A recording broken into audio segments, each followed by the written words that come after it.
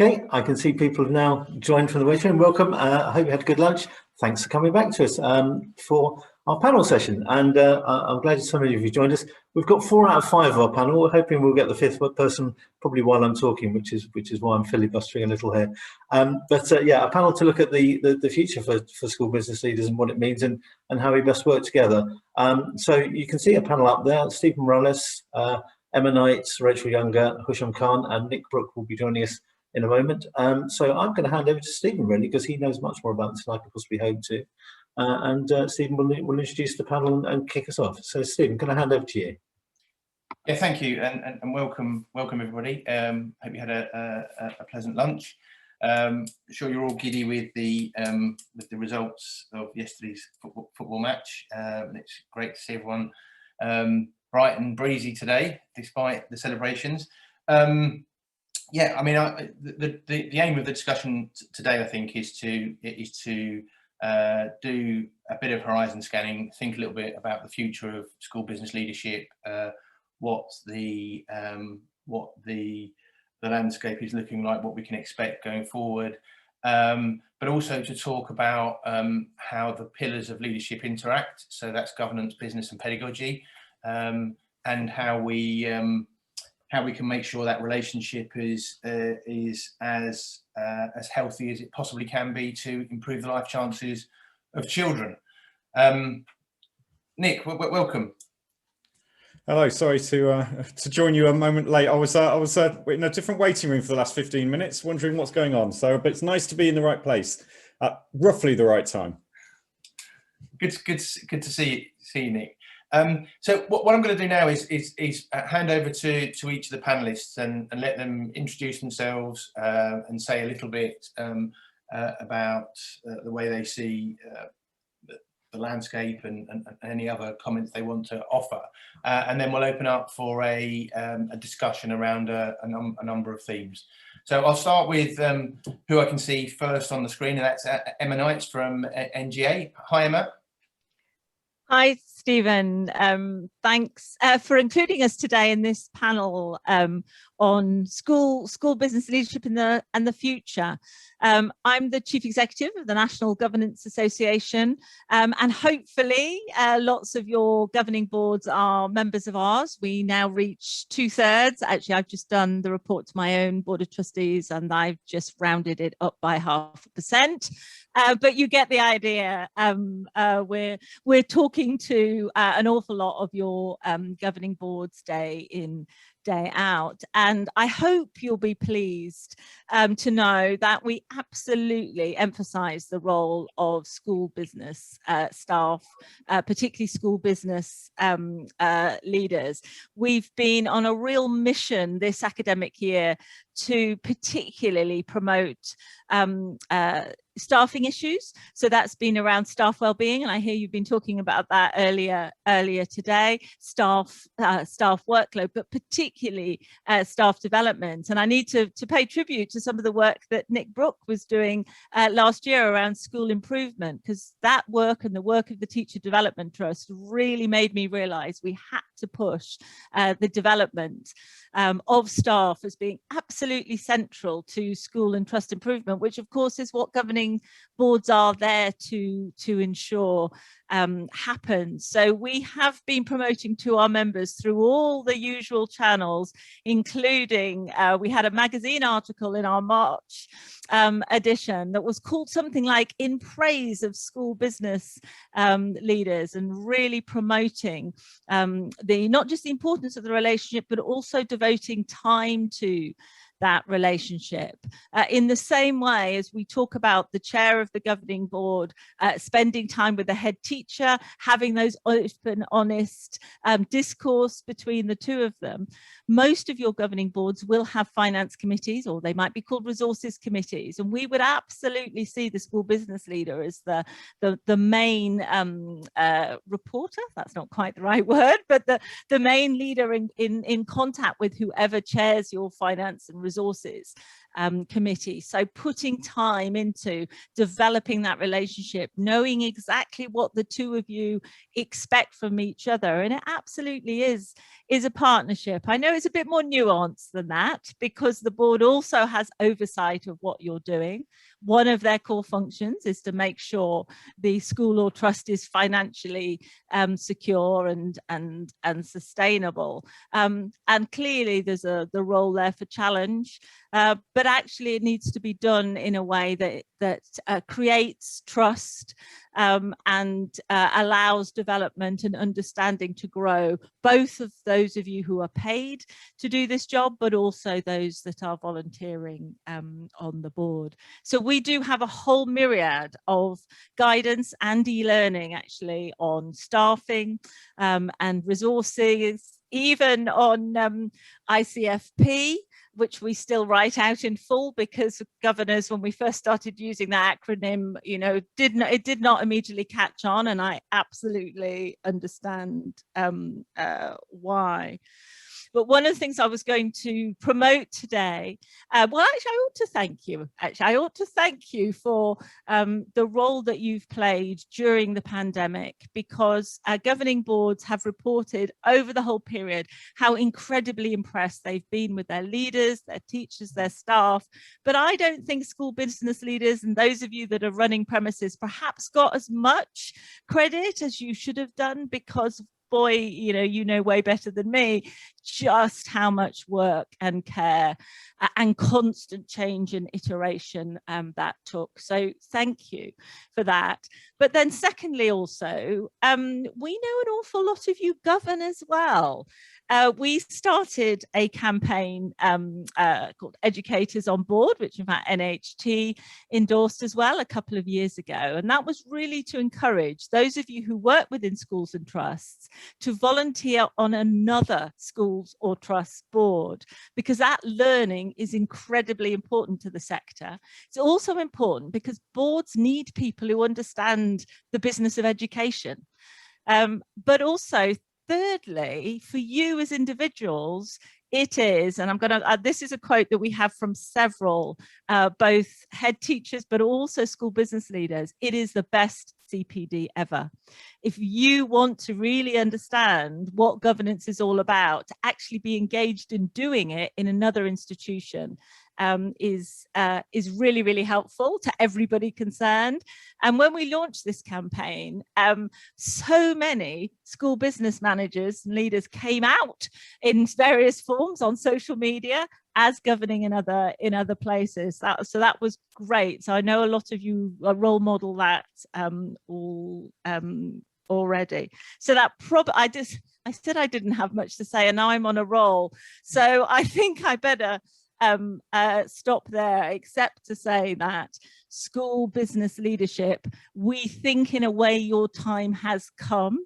There's been a lot of development, hasn't there, over the last decade of the roles, and clearly I know that many of your schools will have different iterations of posts, different job descriptions, but as a profession, I think you are now seen as far more central to ensuring that the organisation runs well and provides the best education it possibly can to its pupils. So I'll stop myself there, Stephen.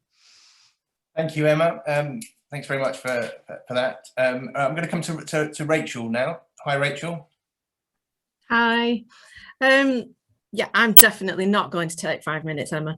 I think I just wanted to touch on briefly before we get into the more detailed discussion on various aspects, such as pay and status and all of those other things that we're going to get into. Just the word leader. So NAHT, a few years ago, we intentionally changed the term that we were using from school business managers to school business leaders, and there's a lot in that. It's not just a word. And it wasn't accidental. That was something that was done very purposefully, recognizing that we are leaders as well. And all leaders have to manage.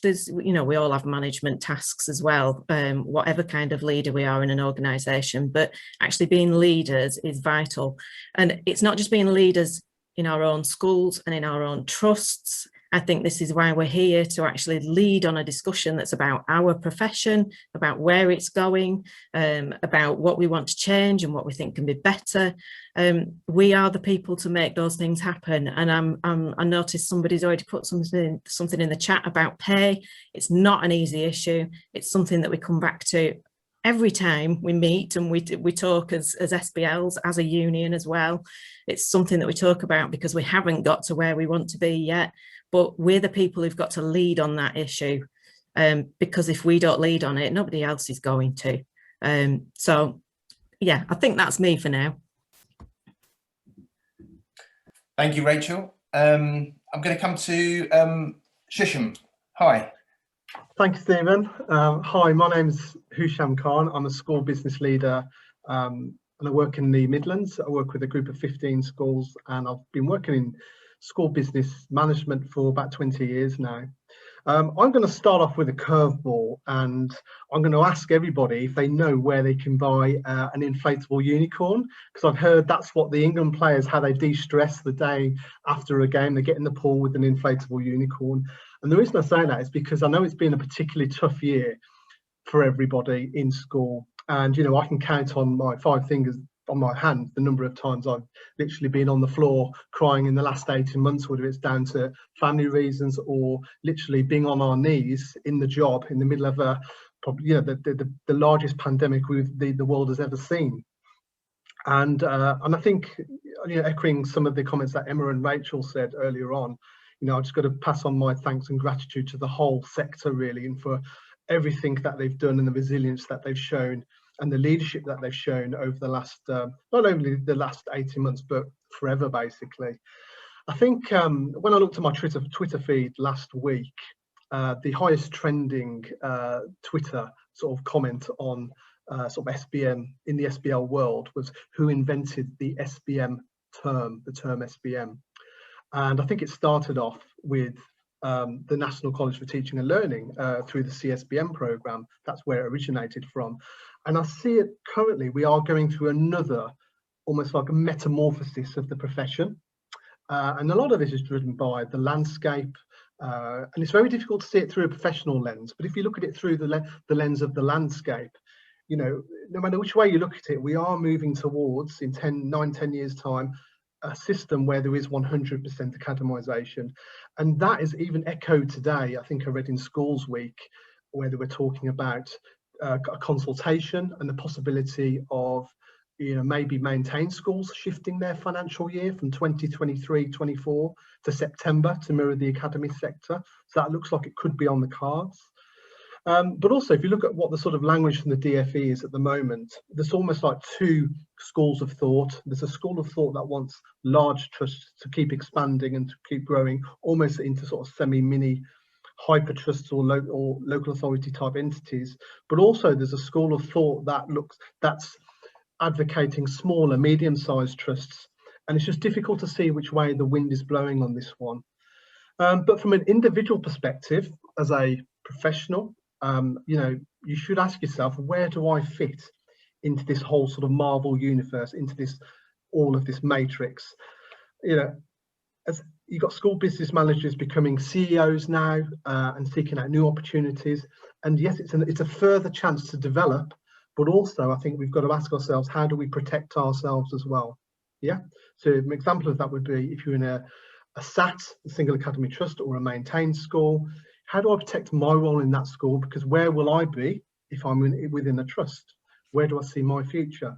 But overall, I think it's very positive for the profession, and certainly in the future, I can see lots of specialisms sort of evolving and growing out of the shoots that have already been planted many years ago. Thank you. Husham, that's some really important things to reflect on there, and I'm sure we'll unpack some of that as we continue the discussion. Finally, Nick, really interested in your perspectives and the way you see the landscape. Great. Well, look, good afternoon, everyone, and apologies for joining a bit late, and apologies if my internet's coming in and out as well. one of the joys of these conferences, and also a joy of having two boys who are 5 and 7 downstairs, because they're both isolating because they've been sent home because their bubbles have burst.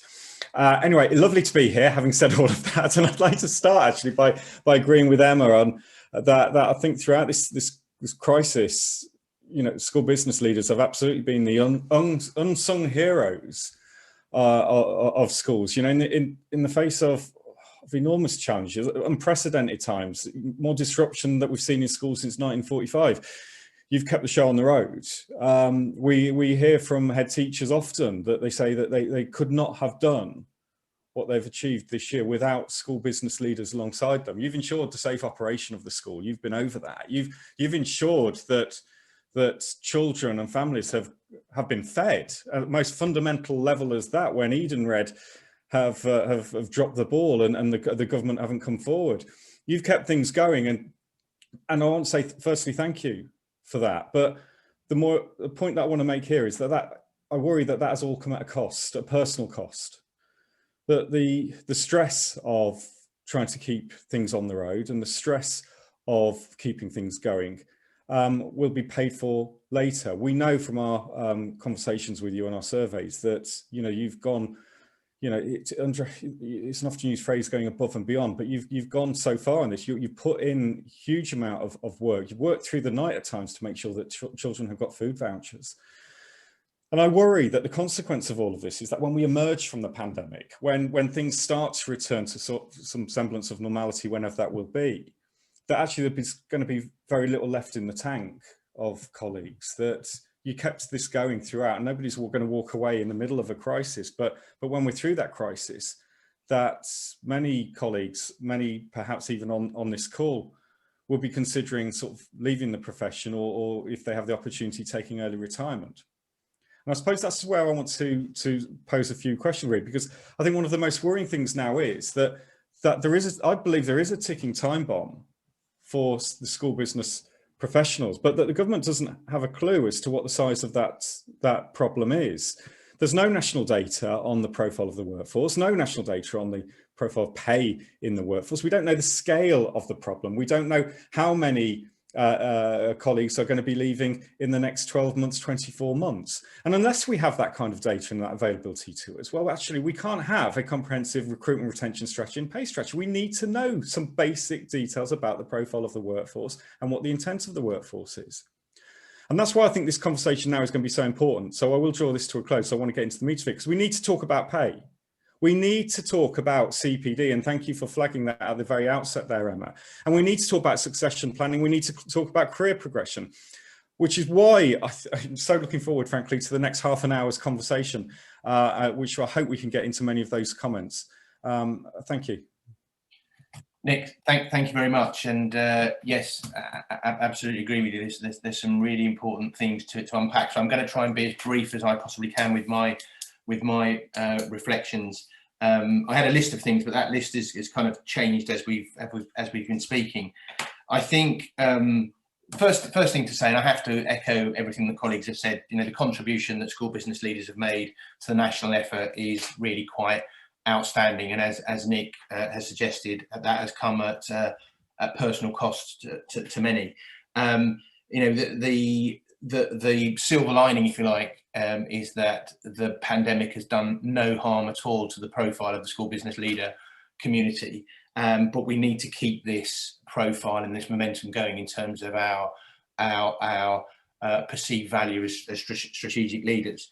But there are a number of things that are at play here, and I think Husham alluded to a few of them. As the system evolves, I think we need to be very conscious about what that means to colleagues. And I've been talking for a long time about 3 broad flavours of school leadership, and that's generalists, executives, and specialists. And I think those flavours will be. You will need to consider which of those flavours you want to gravitate towards. There needs to be significantly more investment in CPD, and when the government talk about capacity building, they need to put their money where their mouth is. So if they want a system that is autonomous, that is not reliant on the technical ability of local authority officials. If they want a self-improving system, indeed, then they need to back the profession. They need to put some money into career development. We have recently received the announcement of the change to the Academy's financial handbook. It's now going to be called the Academy's Trust Handbook. That was framed. The pitch was, this is benign. Don't worry about it. Nothing to see here. It's just a name change. It's massive. The implications are enormous, and it provides incredible levers for the Secretary of State and by proxy regional school commissioners to manipulate the system. And we're calling it out as an institute. We're calling it out. We want some honesty there. But I think we all need to recognise that this could be a way of rebrokering and forcing schools in a direction they don't particularly want to go in.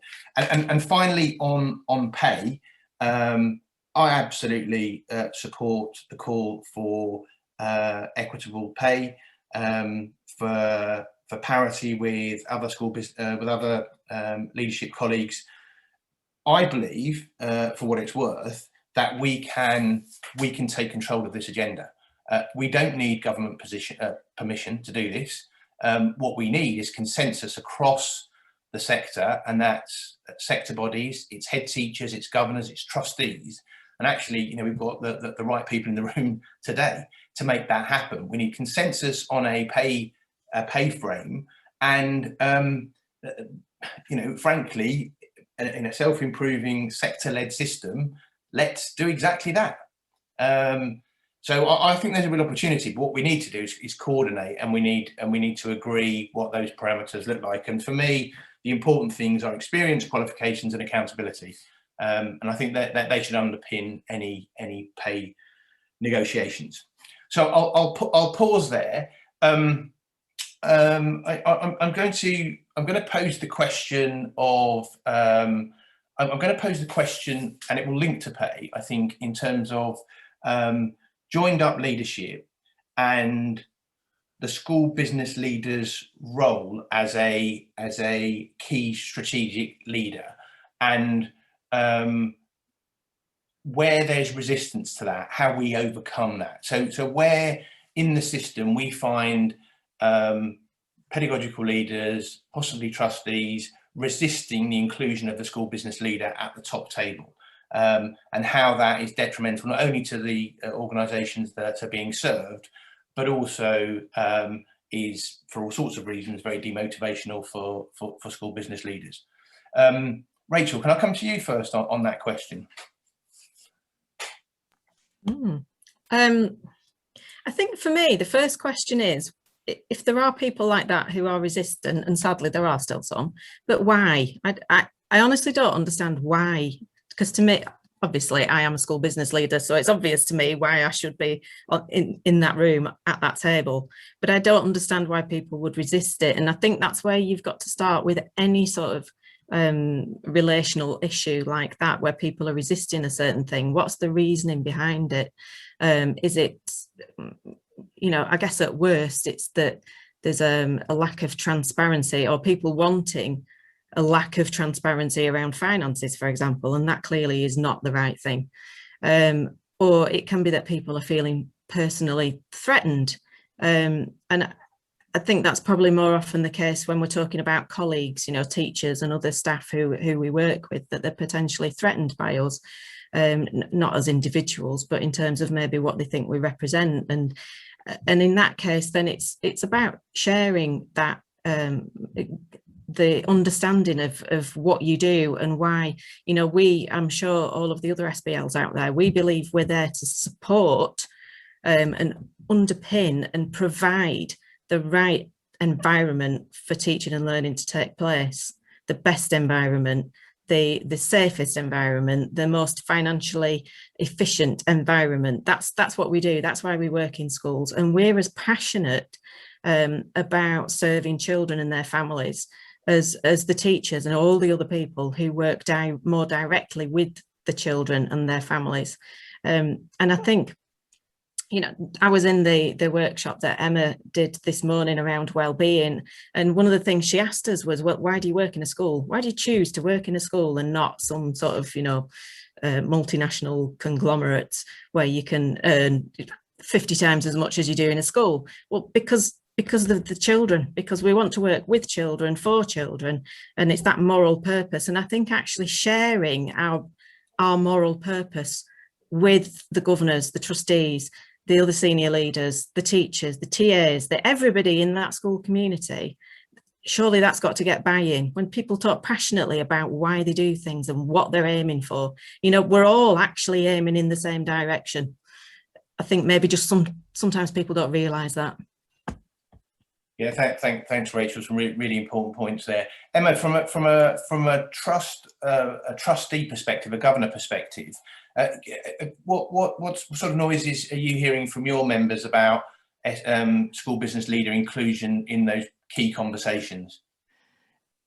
I think that lots of boards are hugely supportive of school business leaders in key conversations. Now, there are always examples, aren't there? There is 250,000 volunteers out there, so they will have different views and different approaches.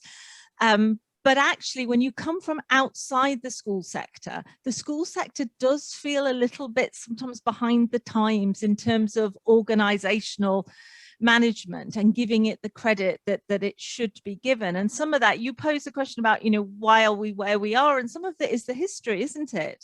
That actually some of these functions were outsourced to local authorities, or indeed didn't quite get done necessarily everywhere. And so a lot of governors and trustees will have professionally been involved in conversations where they absolutely understand the importance of organizational management, good resource management. So you may say to me, and I'm sure some of you here in this conversation will say, Emma, that's a bit rose tinted. You know, we know some governing boards that are very resistant, and you know, we're really interested to hear those stories as well, because as I said, we're on a mission to try and challenge any of those. And I sometimes think, and somebody did put this in the chat, and I have to be careful because I am speaking also to an NAHT audience, but I'm an outsider. You know, I'm not a teacher, and I do get asked that an awful lot. Oh, were you a teacher? I worked with the legal sector for a very long time, and I was never asked whether I was a qualified lawyer. They accepted me for what I knew and could do. And so there is a little bit of still, if you didn't start life as a teacher, you're not quite a first-class citizen. So governors and trustees also feel that vibe sometimes. I feel that vibe, even though I've been in the school sector for a very long time now, and NGA's really tried to push back with the DFE on that as well. So some of this does come from the top at the moment. So I was involved along with Paul Whiteman in the review of the head teacher standards. And you probably remember it came out with 3 domains, and roughly one domain is classroom practice. I can't quite remember what it was called. One is about governance and strategy, and one is about organizational management. And the powers that be are just not as interested in that organizational management domain. You know, the classroom stuff comes absolutely at the top. The governance and strategy and talking to parents sort of sometimes important. And then organizational management, what our research found at NGA was that actually senior leaders, and I'm not talking here about business leaders, I'm talking about leadership across the board. When they first, for example, take on headship or a role as a CEO, the bits that they're missing in terms of their knowledge is the organizational management bit, because by and large, they've been teachers and they've dealt with curriculum and behavior, but actually what they haven't necessarily dealt with very much is oversight of budgets, for example, oversight of HR processes. There's real knowledge gaps there. And ICU is really, really important actually to help rectify some of those. We've just finished our yesterday afternoon our own SEND conference, and one of the things we were trying to encourage is mainstream schools to use some of the expertise from special schools. Similarly, I think the rest of school staff need to draw on your expertise, and that's again come to the fore much more, and hasn't it, in trust, with now HR expertise, which is absolutely crucial. And none of us, you know, me included, can run an organization well if we don't have somebody who really knows HR well. So I'm quite optimistic, Stephen, if I've answered your original question, you know, where do boards sit here? I think we're possibly part of the solution for you, and I can see the frustration, you know, in some of those comments, and I'm really keen to be part of any work you do around pay. We're also working with the governance profession, just beginning a piece of work there looking at pay, because many who might be termed clerks, but we're now, you know, talking about them as a profession, a governance professional, are in the same situation as you, where they don't have the equivalent to STPCD and are generally underpaid. So I think in a way the time is right. Stephen, you said let's do it ourselves. I think we do have to do that rather than wait for it to come down from on high, because we might be waiting a while. Thanks, Emma. Husham, I'm interested in your perspective in terms of to what extent do we have to assert ourselves in making sure that we are both heard and also included in those conversations? And anything that you could offer in terms of the extent to which you've perhaps sharpened your elbows and muscled into some of those conversations, and pushed the key areas that you oversee higher up on the agenda? Yeah, certainly, Stephen. I'm just going to start off with a quote that I heard listening to the England game last night, and right at the end of the game, the commentator asked Gareth Southgate a question, and it was, they always ask them these questions to try and trip them up, and the question was, which is more important? Is it talent or courage? And Gareth Southgate responded, talent gets you through the door, but courage and resilience allow you as a leader to make the change. And I think that's what it's going to take. It's going to take, you know, resilience, persistence in schools. And I know there's a lot of us out there that aren't on SLTs, but I know that figure is increasing, but it's nowhere near the level that we'd expect it to be. And as from a personal perspective, when I was starting my career out as a business manager, I wasn't an SLT, and I ended up leaving that particular school in order to become part of an SLT at another school. But what I would say, and I'll be quite direct about this, and this is probably the best time to use this example, is if we are being asked to live with COVID by the government, and the person responsible for health and safety is not on the senior leadership team, then there is something fundamentally wrong in that school.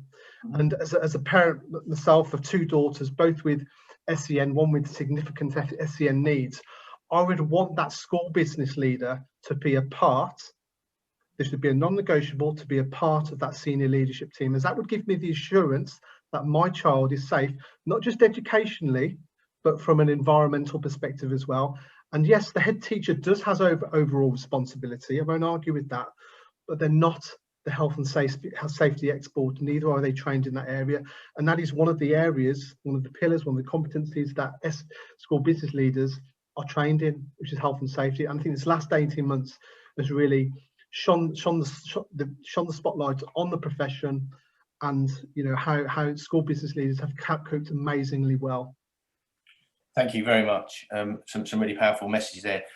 Nick, if we come to you. I mean, there's some interesting comments in the chat, and the thing that struck me particularly is that colleagues are suggesting that that they are making personal sacrifices around pay in order to square the budget. So they're saying, I couldn't in all good consciousness put forward a claim for the pay that I think I deserve, because there just isn't the money in the budget, even though I think there's a recognition that there is parity in terms of in terms of their levels of, using those three pillars, if you like: experience, qualifications, and accountability. So I think there is part of yes, there is a conversation to be had with officials and with ministers around SBP pay, but I think my optimism about them ever regulating this is low at the moment with the current administration. But then there's a conversation, I think, to be had with governors, trustees, and head teachers about SBL pay, and what is fair and equitable. And I just wondered if you had any comments in terms of the colleagues that are saying, I'm making those sacrifices because, in all good consciousness, I can't justify my own pay in terms of the very tight budget that we're having to manage. Yeah, okay. And I can absolutely understand that situation, and it's completely understandable that when you are trying your best to balance budgets and you're looking at the consequences of sort of like falling income and lost income, how do you then put yourself forward for arguing for what you are entitled for? That's human nature. That is a difficult thing to do. But what I would come back on is there's a more important point here about, I would think about the perception. It shouldn't be for you individually to be having to put yourself forward to say, please, may I have more? This isn't sort of going out with a begging bowl, for goodness sake. It surely comes, take a step back. Surely this comes down to the profession, that those issues of which are coming through loud and clear: respect and parity. If you're on a senior leadership team which truly respects your professionalism and what you bring to the party, then it should not be for you to be arguing what you are worth. It should be for the leadership team and for governors to be recognizing that and setting that pay for what it's worth. Now we talk about membership of SLT, but there's, you can be around the table, but at the same time, you can be out of the room. Are you involved in the strategic decision-making of that school or not? Or are you seeing, and it's deeply worrying, the conversation here, and I'm reading what's in the chat here about how people can feel second-class citizens. School business professionals are a profession. This is a profession. You're bringing a skill set that you're around the table because you have a skill set that others don't have. And that needs to be respected. And if it's respected, then it should be valued. And if it's valued, it should be paid for. We've argued continually that if you are a leader, you should be in the leadership team, the senior leadership team. And if you are in the leadership team, you should be paid at an equivalent rate. And we are making that case nationally. As to come say, how do we do that? I think we do everything. We leave no stone unturned. So yes, we work together, Stephen, on what that could look like, the profession doing it for themselves. Yes, we make sure we support every single member in a school to make that case for themselves, as the shortest route possible. But we also push on government, because I do think we've got an opportunity here, because actually, let's not lose sight of the fact that actually what the last 18 months have done, and I completely agree with that last point, that it's shone a light on how important the role of the school business leader is. How you have been responsible, frankly, for keeping that school open during all of this time. And this is a role which will continue. That is a need that will continue for some time to come. We know where the government's agenda is. They would love to see all schools become, part of a strong multi-academy trusts. And they are increasingly asking us about, have we got the capability and the capacity in the school business professional community to do the job that will be required of them going forward? So it feels to me that there is a door that is opening here, which we can push on and kick open, to argue as to why they need to step forward and take a leadership role themselves from central government, which they've refused to do so far. Now, it may or it may not work, but we try absolutely everything, because it's absolutely critical that we do get that pay parity. I will come back on the fact that it is so depressing to read some of the comments that have come through on this chat, and at the same time, I'm also conscious that there are other schools which have got this right. And we need, and who have seen the value, who do properly value and reward the professionals for the job that they do. And what we need to do is build, get more schools doing the things that we want to do. And making it a situation where actually we can't continue going forward. And this is not just about the head teacher. I have to say, it's also, we need to win the hearts and minds of that entire school business, the school leadership team. It's not good enough just to have the head teacher who rates you and supports you. We need all senior leaders, right? We need governors to understand that. There is an element here, not of training for school business leaders, but training for everyone else to properly understand what a school business professional can do for you and properly respect them. And I think that comes in governor training. I think that comes in training for school leaders. I think it comes in training for future leaders. Let's build it in at every point. Let's make sure that this isn't just the school business leaders aren't Johnny come latelys. This is a core part of the leadership of a school now and for the future. I'll get off my soapbox actually, because we'll run out of time if we're not careful. Stephen, sorry about that. No. I mean, Nick. I think I think we all agree. We stand shoulder to shoulder on this as sector leaders. Emma, Nick, and myself. We're hearing loud and clear what colleagues are saying in the chat, and we do genuinely want to make a difference. And one of my takeaways from this is to push this agenda harder, and to work collaboratively with NAHT, with ASCL, with CST, with NGA, with the Chartered College, whoever we need to get in the room. But I do think it will be incredibly powerful if, to support our ambition, that we get to consensus from the sector. I think that would be an incredibly strong position from which to move this forward, and I'll take away a commitment to work with colleagues on that. I'm sure Nick and Emma would agree with me on that point. I'm seeing nods, I think.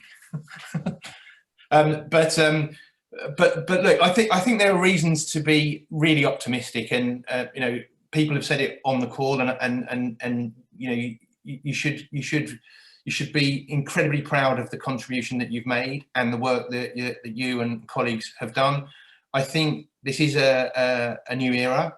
I think the recognition, the profile of the school business leader has never been as strong and as high as it is now. School business leadership currency is at an all-time high. So this is the right time to be having these conversations. And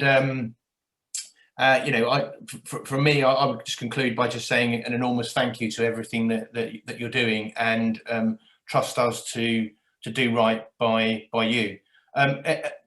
Colleagues, would you like to add anything finally before we close? Can I just add something? I've been replying to people in the chat as well, and I'm kind of taking this personally, in a sense that didn't properly introduce myself at the beginning, but for those people who don't know, I am elected by NAHT SBL members to represent you in NAHT, and I sit on the national executive to do just that. And whilst I've been aware, and we do argue, I do argue about this all the time in the right arenas, and it's not something that NAHT have ever ignored. I think maybe we haven't communicated enough to members all the work we've been doing behind the scenes around SBL pay, but believe you me, we've been working on this for the whole time that SBLs have been members. But clearly we haven't got to anywhere near where we need to be. People are still clearly very angry about it.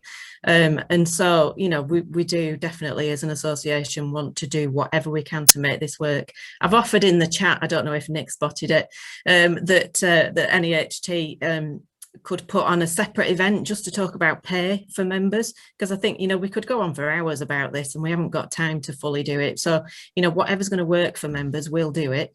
So we'll send out some communication in due course about what the next steps are to our members. If you're not yet a member of NAHT, do join, because we really are fighting this. Thank you. I think that's thank you, Rachel. I think that's absolutely right, and because we were never going to be able to get into much detail during this, but there's so much we need to say and talk about, so let's do that.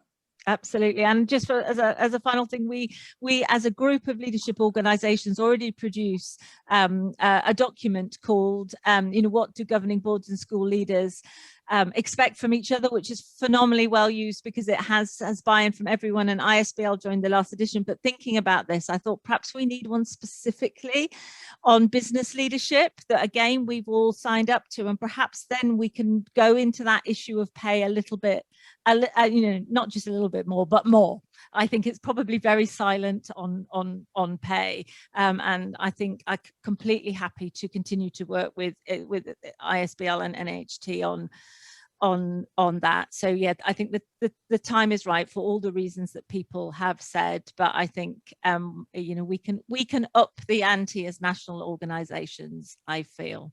Yeah, and I think thank you. Thanks, Emma. I think we can perhaps be more transparent about the work that we're all doing, and probably that would be a source of encouragement for colleagues, and maybe they need to feed into that as well, some of the strategy. Husham, I'm conscious that you haven't had your final word, so I'll leave the floor to you very briefly, and then I think we're out of time. No, I mean, again, I'll shoot straight from the hip. I'd be, if I was in front of the Secretary of State, I'd be quite tempted to show them the chat feed from today, because I understand everybody's frustrations there, and I've been in that position myself. I was in that position myself for several years, and I completely get it.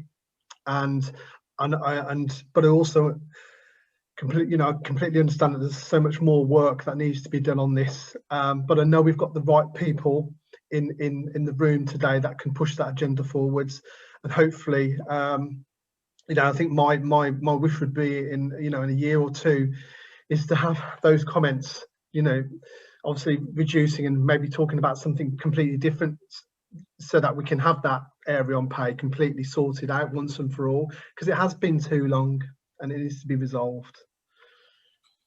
Thank you very much. Thank you, panelists.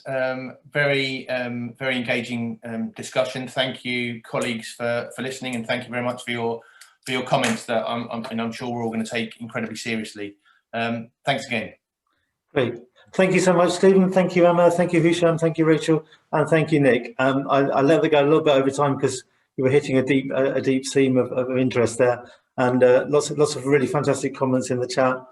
Demand for wanting for a further meeting to discuss pay, and someone said let's put a timeline on the panel. So there you are. There's a challenge I'll leave you with. I just want to say the workshops are open now, so as and when you want to leave this, go and join one of the workshops, either Nikki Messer on successful program management or Philippa Rollerhead in investing yourself. And you missed Emma this morning, you can watch her on catch up. We've got that available to you. And then a break at 2:30 to 2:50, and at 2:50 we've got Fame McGuinness of Education Support coming on. So thank you so much for your time. Thanks for being with us, and thank you so much, Stephen, and the panel for sharing your thoughts with us. Thank you.